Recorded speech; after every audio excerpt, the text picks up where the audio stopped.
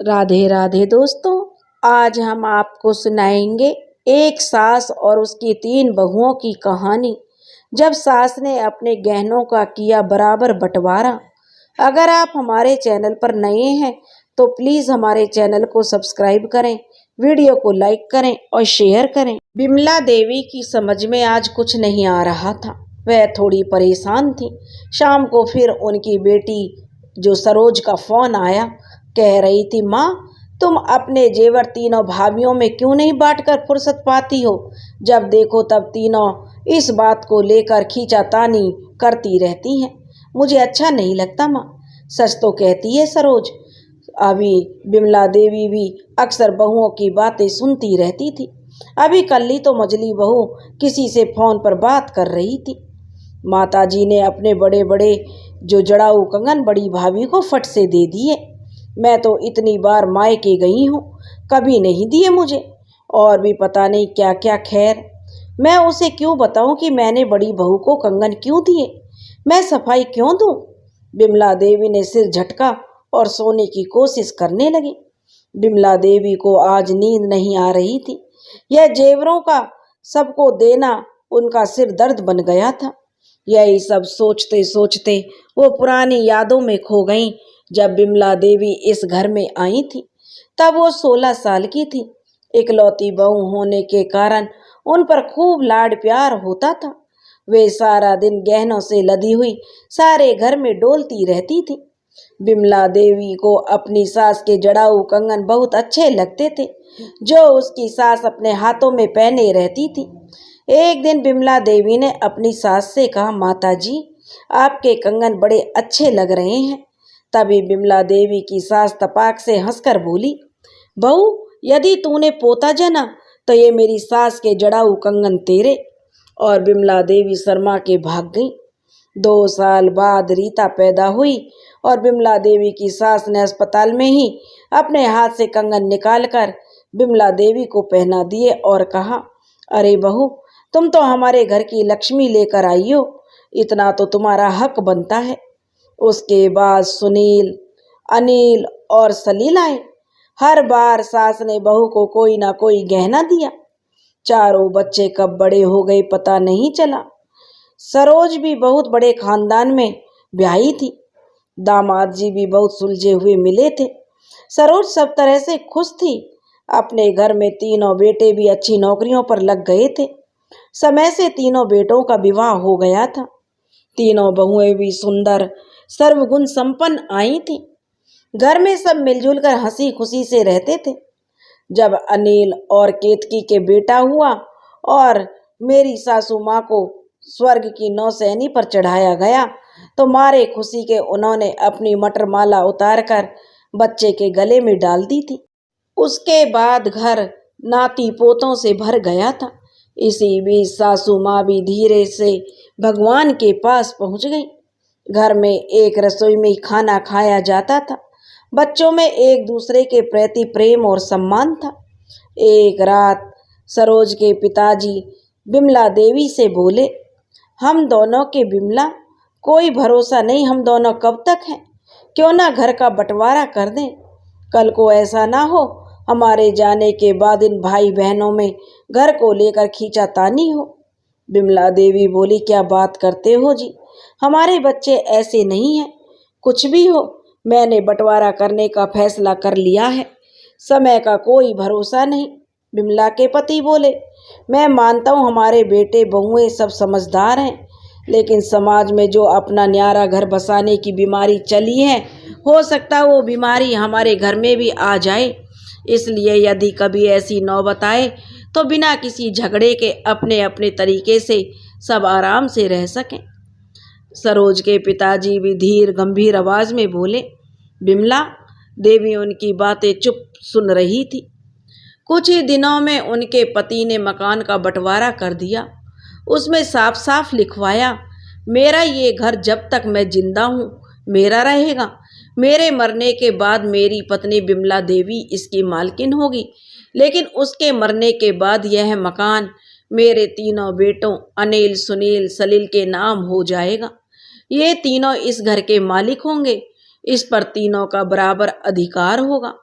तीनों अपनी सहमति से जो उचित समझे वो कर सकते हैं। उसी रात तीनों बेटों और बहुओं को अपने कमरे में जो बुलाया, वसीयत की फोटो कॉपी जो बनवाई थी वो तीनों बहुओं को और बेटों को दे दी और कहा, बेटा ये मेरी वसीयत है, इसकी एक एक फोटो कॉपी तुम तीनों अपने पास रखो। मैं नहीं चाहता कि मेरे मरने के बाद तुम लोगों में इस घर को लेकर कोई झगड़ा हो या तुम आपस में झगड़ो। तुम लोग अपनी माँ पर किसी तरह का दबाव बनाओ। मैं नहीं चाहता कि तुम्हारे अंदर फूट पड़े या तुम एक दूसरे से नफरत करो और अपनी माँ पर कोई भी दबाव बनाओ। सभी एक साथ बोले, बाबूजी इसकी क्या जरूरत थी? तब वो बोले, जरूरत है बेटा, तुम सब देख ही रहे हो समाज में क्या हो रहा है। जरा जरा सी बात पर एक भाई दूसरे भाई का दुश्मन हो रहा है। तुम सब इस कॉपी को रख लो, कोई कमी या शिकायत हो तो अभी बता दो। सबने अपनी अपनी प्रति ली जो पढ़ी। शिकायत का कोई प्रश्न नहीं था। तीनों बेटे संतुष्ट थे। असली प्रति उन्होंने अपने पास रखी। जिंदगी आराम से चल रही थी। अचानक सरोज के पिताजी एक दिन जो बिमला जी को मझधार में छोड़कर चले गए। खैर, उनके जाने से सभी दुखी थे, पर कर क्या सकते थे। धीरे धीरे सब पहले की तरह चलने लगा। लेकिन सरोज के पिताजी के जाने के बाद जो बिमला देवी के जीवन में एक खालीपन आ गया था, जो बच्चों के प्यार और शोर शराबे से नहीं भर पा रहा था। पता नहीं कैसे बिमला देवी ने अपने आप को अपने कमरे तक ही सीमित कर लिया था। कमरे से बहुत कम वह बाहर निकलती। किसी से बात तो जैसे कोई मतलब ही नहीं हो। जो मिल गया वो खा लिया और फिर अपने कमरे में चली जाती। बेटे बहुएं आगे पीछे घूमते रहते, उनका मन बहलाने की बहुत कोशिश करते, पर सब बेकार ही होता। धीरे धीरे सबने उन्हें उनके हाल पर छोड़ दिया। सरोज भी अक्सर आती रहती और उससे भी ज्यादा उसकी माँ बात नहीं करती थी। बिमला देवी को फिर धीरे धीरे खुद ही महसूस हुआ कि अभी तो पता नहीं मुझे कितना जीवन जीना है। ऐसे बेकार बैठने से तो जीवन पार नहीं होगा। फिर जैसे नदी में डूबता हुआ व्यक्ति अचानक किनारे पर आ जाता है, वैसे बिमला देवी के मन में भी आया, क्या रखा है इस कमरे में, और वह अपने आप कमरे से बाहर निकल आई। बाहर आते ही सबसे पहले उन्होंने तुलसी जी की तरफ देखा। सोचने लगी, अरे ये तो मुरझा रही है। फिर एक नज़र पूरी बगिया की तरफ देखा तो लगभग सभी पौधे मुरझा रहे थे। अलबत्ता आम के पेड़ पर बौर आई हुई थी। उन्होंने एक राहत की सांस ली।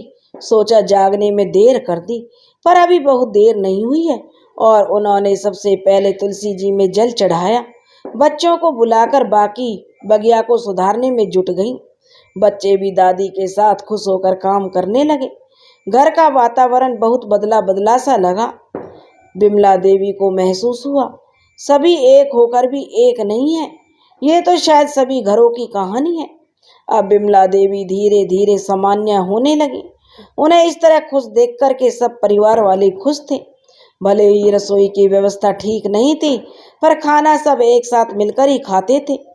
बिमला देवी ने सबसे पहले रसोई को व्यवस्था को ठीक किया। उन्हें इस तरह काम करता देखकर तीनों बहू भी उनके साथ काम करने लगी। धीरे धीरे सब पहला जैसे होने लगा। बिमला देवी देख रही थी सब ठीक होने पर भी पहले जैसा नहीं है। तीनों बहुएं आपस में कुछ खिंची खिंची सी हैं। पहले होता था कि जब जो रिया ऑफिस से घर आती थी तो काजल या बड़ी बहू उसे हंसकर चाय पिलाती थी, फिर आपस में गपबाजी करती थी। क्योंकि रिया छोटी बहू थी और जॉब करती थी। उन्होंने देखा कल जब छोटी बहू आई तो मझली बहू की बेटी गुड़िया चाय लेकर आई और बोली, चाची टेबल पर रखी है, पी लेना, और वो रखकर चल दी। आज छोटी बहू आई तो फिर वही हुआ। बिमला देवी को बड़ा आश्चर्य हुआ। वो खुद उठकर आई और छोटी बहू से हंसकर कहा, बहू आज का दिन ऑफिस में कैसा रहा? छोटी बहू ने उन्हें देखते हुए खुश होकर कहा, बहुत बढ़िया मम्मी जी। आपने दिन भर क्या क्या किया, खाना खाया या नहीं?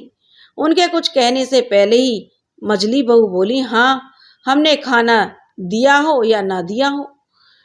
अब छोटी बहू धीरे से बोली, भाभी आप गलत समझ रही हैं, मेरा वो मतलब नहीं था।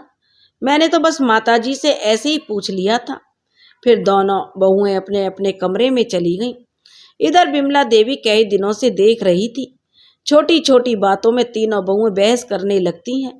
कभी दाल कौन सी बनेगी या सब्जी कौन सी बनेगी, सभी अपनी अपनी पसंद की बनाना चाहते हैं। उनमें से मझली बहू हमेशा अपनी चलाना चाहती है। अब पता नहीं कैसे सबके मन में जेवरों को लेकर बातें होने लगी। सरोज भी उनमें शामिल हो गई। मुझे भी लगता है कि सबको जेवर देकर गंगा ना हो, ऐसा ना हो जेवरों को लेकर तीनों बहुएं आपस में ही ना लड़ने लगे। हमारे खानदानी जेवर हैं, उनकी कीमत आज के समय में 12-15 लाख तो होगी ही। जेवरों की बात सबके दिमाग में आई तब जब अभी पिछले महीने बड़ी बहू को सासू माँ ने अपने जड़ाऊ कंगन पहनने के लिए दिए। बड़ी बहू के मायके में उसके भतीजे की शादी थी, उसमें बड़ी बहू जा रही थी। बड़ी बहू का नाम केतकी था। केतकी जाने से पहले बिमला देवी को बताने लगी कि वह क्या लेकर जा रही है, तो बिमला देवी के मुंह से अचानक निकल गया, केतकी शादी में पहनने के लिए मेरे जड़ाऊ कंगन ले जाओ, शादी से लौटकर वापस दे देना। केतकी ने तुरंत मना किया, नहीं माँ जी, इसकी जरूरत नहीं है। लेकिन बिमला देवी ने उसे आग्रह करते हुए जो जड़ाऊ कंगन पहना दिए। केतकी उनको पहने पहने ही कमरे से बाहर आ गई। कंगन पहने हुए जब सबने देख लिया, गुड़िया एकदम से बोल पड़ी, अरे वाह ताई, ये तो बड़े सुंदर लग रहे हैं। आपके आपके हैं क्या या दादी के? केतकी हंसकर बोली, नहीं लाडो, बड़ी दादी के हैं, मुझे बस पहनने के लिए मिले हैं। तभी काजल कुछ मुंह बनाकर बोली, आपको तो पहनने के लिए मिल गए ना दीदी, हमने देखे तक नहीं है। साफ लग रहा था कि उसे अच्छा नहीं लगा कि मैंने केतकी को जड़ाऊ कंगन पहनने के लिए दिए। खैर, केतकी ने शादी से लौटकर वो कंगन जो बिमला देवी को वापस कर दिए। लेकिन उस दिन के बाद से बाकियों के दिमाग में जेवर का कीड़ा कुलबुलाने लगा था। खासकर मझली बहू के घर अक्सर बहुओं को देखा कि जेवरों की आपसी में बैठी चर्चा करती रहती। रिया कह रही थी, मुझे तो पता ही नहीं था माँ जी के पास कितने गहने हैं। काजल तपाक से बोली, भाभी को जरूर पता होगा पर बताएगी नहीं। कुछ इसी तरह के अंदाजे में बातें होती रहती। कभी कभी सरोज भी शामिल हो जाती। बिमला देवी को महसूस होने लगा कि अब समय से गहनों का बंटवारा हो जाना चाहिए, नहीं तो ये सब आपस में ही लड़ मरेंगी। समस्या ये थी कि गहने बहुत सुंदर और खानदानी थे, तो बिमला देवी सोच रही थी कि जेवरों को बेचना भी ना पड़े और सबको बराबर मात्रा में मिल जाए। यह समस्या बहुत ही बड़ी थी। जेवरों का बंटवारा कैसे करूं, कुछ समझ में नहीं आ रहा था। अपनी बहन से पूछा तो वो बोली, क्या दीदी, यह कोई बात हुई? आपके गहने हैं, आपका जो मन करे वो करो, जो ज्यादा सेवा करे उसे ज्यादा दे देना। उसका यह सुझाव बिमला देवी को अच्छा नहीं लगा। ये मुझे पसंद नहीं कि कल कोई जेवरों गहनों के लालच में, जो बिमला देवी सोचने लगी कि उनके लालच में कोई मेरी सेवा करे। फिर मेरे पास जो खास परिचित और सहेलियां थीं, बिमला देवी ने उनसे सलाह मांगी। ज्यादातर का कहना था, थोड़ा सबसे पूछकर आपस में गहने बांट दीजिए, फिर सब गहनों को बेचकर जो रुपए आए वो बांट दीजिए।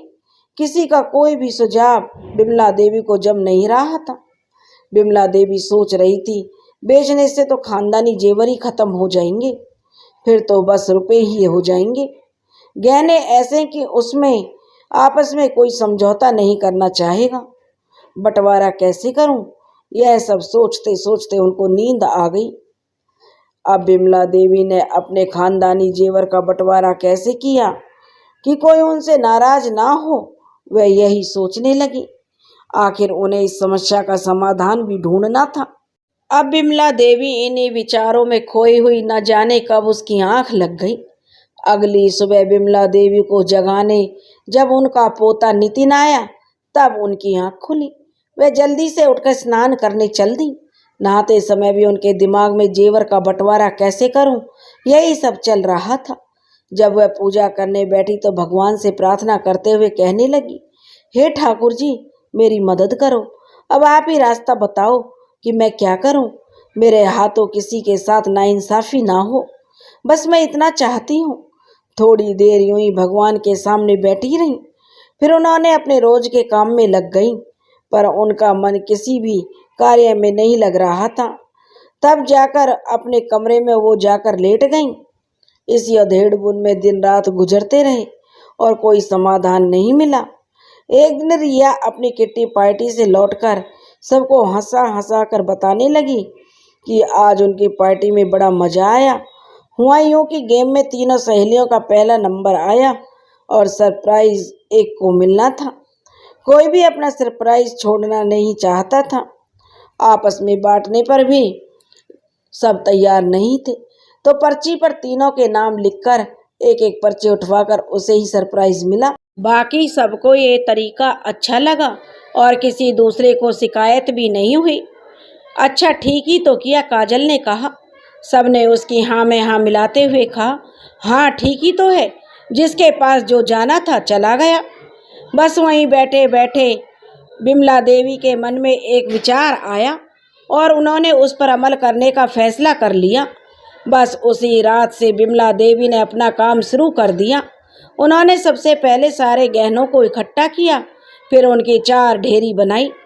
बिमला देवी ने 2 जोड़ी जड़ाऊ कंगन थे, हर ढेरी में एक एक रखा।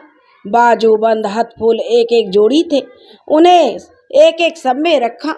उन्होंने सोचा भले ही एक एक सबको मिलेगा, पर इस तरह से कम यह टूटेगा तो नहीं।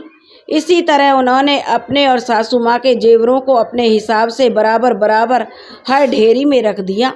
दूसरे दिन उन्होंने साटन की 4 थैलियाँ सीलकर तैयार की। एक हिस्से के गहनों को इकट्ठा करके एक थैली में रखा और उसका मुंह बंद कर दिया। इसी तरह बाकी के तीनों थैलियों में भी जेवरों को रखकर थैलियों का मुंह बंद कर दिया। अब उन्हें खुद भी नहीं पता था कि उनकी मटर माला किस थैली में है या सासू माँ की झुमकी किस थैली में है। दूसरे दिन सुबह उन्होंने सरोज, केतकी, काजल और छोटी बहू रिया के नाम की चिट बनाई। सुनील से कहा कि सरोज और दामाद जी को रात के खाने पर बुला लो। शाम को पूरे परिवार को हॉल में बुलाया गया।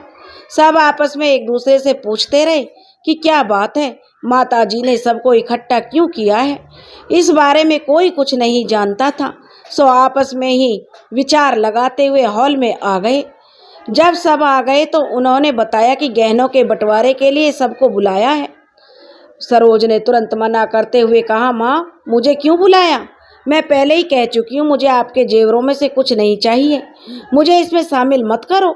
बिमला देवी के कहने से पहले ही सब एक साथ बोले, नहीं सरोज दीदी, जब हम सबको कोई परेशानी नहीं है तो आप क्यों मना कर रही हो? सरोज भावुक होते हुए बोली, नहीं माँ, मैं नहीं चाहती कि थोड़े से गहनों के कारण ये सब मुझे गलत समझे, बस मुझे आदर मिले यही मैं चाहती हूँ। बिमला देवी बोली, बेटा मेरे गहनों पर तुम्हारा पूरा अधिकार है। अब तो सरकार भी कह रही है कि माँ बाप की संपत्ति पर बेटी का बराबर का अधिकार होता है, और फिर घर तो पहले ही मैं तुम्हारे भाइयों को दे चुकी हूँ। ये जेवर मेरे हैं, मैं तुम्हें दे रही हूँ, तुम्हें लेने में कोई दिक्कत नहीं होनी चाहिए। अब सबके मन में उत्सुकता थी कि देखें माताजी ने किसको क्या दिया है। बिमला देवी ने कहा, तुम सब मेरे बच्चे हो, मुझ पर विश्वास करना। मैंने सारे जेवरों की 4 थैलियां बनाई हैं। उन्होंने गहनों की 4 थैलियां वहीं सेंटर टेबल पर रख दी। तुम सब एक एक थैली उठाना। और पोती खुश होते हुए बोली, दादी सबसे पहले कौन उठाएगा? तो छोटी बहू ने कहा, सरोज दीदी आप सबसे पहले उठाओ। केतकी बोली, छोटी बहू तुम सबसे छोटी हो, तुम उठाओ। बिमला देवी जोर से बोली, रुको, तुम सब बहस मत करो, पहले कौन लेगा यह मैं तय करूंगी। और सभी एक दूसरे को देखने लगे, माताजी किसका नाम लेंगी, शायद बड़ी भाभी या सरोज दीदी। तभी बिमला देवी ने कहा, डरो नहीं, मैं किसी का नाम नहीं लूंगी, यहाँ बात तुम सबके विश्वास की है। हो सकता है कि तुम सबके मन में आता हो कि मैं दूसरों को ज़्यादा महत्व देती हूँ, सरोज को ज़्यादा प्यार करती हूँ, लेकिन इस बात के ठाकुर जी साक्षी हैं। मैंने इन 4 थैलियों में जेवरों को अपने हिसाब से बराबर बराबर रखा है। मुझे खुद भी पता नहीं मेरे गले का हार किस थैली में है। थोड़ा रुककर बिमला देवी बोली अपनी पोती से, बेटी मेरे कमरे में ठाकुर जी के सामने चांदी वाली प्लेट में से एक पर्ची लेकर आओ। उसमें जिसका नाम होगा वही पहले थैली उठाएगा। बिमला देवी की बात सुनकर उनके दामाद जी बोल उठे, वाह माता जी, इंटरेस्टिंग। आपने तो इस जटिल मुद्दे को एक गेम में बदल दिया। बिमला देवी की पोती, जो अभी छोटी सी थी, दौड़कर गई और एक पर्ची उठा लाई और दामाद जी ने पर्ची खोलकर नाम देखा। उस पर काजल लिखा था। सबने खुश होकर ताली बजाकर उसका हौसला बढ़ाया और काजल ने अक्कड़ बक्कड़ करते हुए एक थैली उठा ली। दूसरी पर्ची में सरोज का नाम लिखा था। उसने भी एक थैली उठा ली। केतकी ने बड़प्पन के साथ छोटी बहू से कहा कि पर्ची की जरूरत नहीं है, अब पहले तुम ले लो। तो छोटी बहू रिया ने भी एक थैली उठा ली। आखिरी वाली केतकी ने ले ली। चारों के मन में पता नहीं क्या आया, थैलियां लेकर अपने अपने कमरों में चली गईं। उनके इस तरह से जाने पर बिमला देवी सोच में पड़ गईं। पता नहीं मेरे इस बंटवारे से ये लोग खुश भी हैं या नहीं। ये शांति कहीं तूफान से आने वाली, तो पहले आने वाली शांति तो नहीं है, जो तूफान से पहले शांति होती है। थोड़ी देर में छोटी बहू रिया कमरे से बाहर निकलकर आई। उसके बाएं हाथ में जड़ाऊ कंगन दमक रहा था। सरोज कंगन के साथ में दोनों जड़ाऊ अंगूठियां भी पहने हुए थी। केतकी और काजल मीने वाली चूड़ी पहने हुए थी। सब खुश नजर आ रही थी। सबको खुश देखकर बिमला देवी ने एक तसल्ली की सांस ली। खुश हो रहो सब। सब खुश होकर फिर खाना बनाने में लग गई। खाना खाकर 10 बजे तक सरोज और उनके पति अपने पति के साथ, मतलब अपने घर के लिए रवाना हो गई। खाने की मेज पर सब आराम से खाना खा रहे थे। हंसी मजाक भी हो रहा था। बाद में केतकी ने बिमला देवी के कमरे में आई और बोली, माँ जी, मैं आपके इस बंटवारे से बहुत खुश हूँ। वो बोली, नहीं बहू, यह बंटवारा ठाकुर जी ने कराया है। मुझे खुशी है कि तुम सबको कोई शिकायत नहीं है। बहुत दिनों बाद उस रात बिमला देवी को शगुन की नींद आई। उन्होंने ठाकुर जी को धन्यवाद दिया और कि आपके कारण ही आज मेरा परिवार और मेरे साथ है और खुश है। दोस्तों, एक माँ ने अपने चारों बच्चों में बराबर का हक दिया और उनका बराबर का बंटवारा किया। एक माँ होती है, वो कभी किसी के साथ पक्षपात नहीं करती। दोस्तों, अगर आपको यह कहानी पसंद आई हो तो प्लीज़ हमारे चैनल को सब्सक्राइब करें, वीडियो को लाइक करें और शेयर करें। राधे राधे।